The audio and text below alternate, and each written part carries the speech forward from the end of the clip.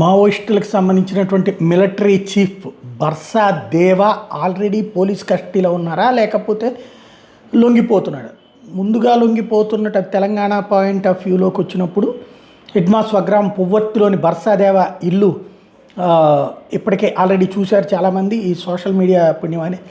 అయితే అతను లొంగిపోతాడు అన్నటువంటిది ఒక ఎత్తు అయితే, హిడ్మా ఎన్కౌంటర్కి దేవుజీ కారణం అన్నటువంటి ఆరోపణలు రావడం, ఛత్తీస్గఢ్కి చెందిన మావోయిస్ట్ మాజీ నేతలే ఈ ఆరోపణ చేయడం, తనను తాను రక్షించుకోవడం కోసం హిడ్మాని దేవుజీ పోలీసులకు బలించాడు అన్నటువంటి ఆరోపణల నేపథ్యంలో దేవుజీ కూడా లొంగిపోతున్నాడు అన్నటువంటి ప్రచారం మరొక వైపున తెర మీదకి వచ్చింది.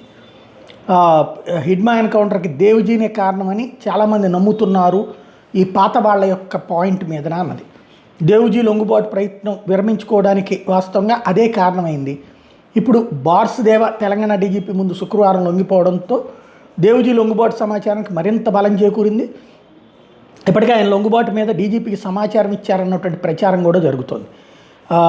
Maoist chief Nambala Keshavarao encounter తర్వాత మావోయిస్టుల చీఫ్ ఎవరనేటటువంటి ప్రశ్నకి దేవుజీని చీఫ్గా ఎన్నుకున్నట్టు అధికారికంగా ఇంకా ప్రకటించలేదు. బట్ ఆయనే నడుస్తున్నాడు అనగా ఆయనే లొంగిపోతుండటం అన్నది ఇప్పుడు ప్రచారం జరుగుతోంది. మావోయిస్ట్ సెంట్రల్ కమిటీ అప్రకటిత కార్యదర్శి వాస్తవంగా దేవుజీ అలియాస్ తిప్పిరి తిరుపతి, ఈయన లొంగిపోతే కనుక ఇక మావోయిస్టులకు సంబంధించినటువంటి గుండెకాయ పగిలినట్టే.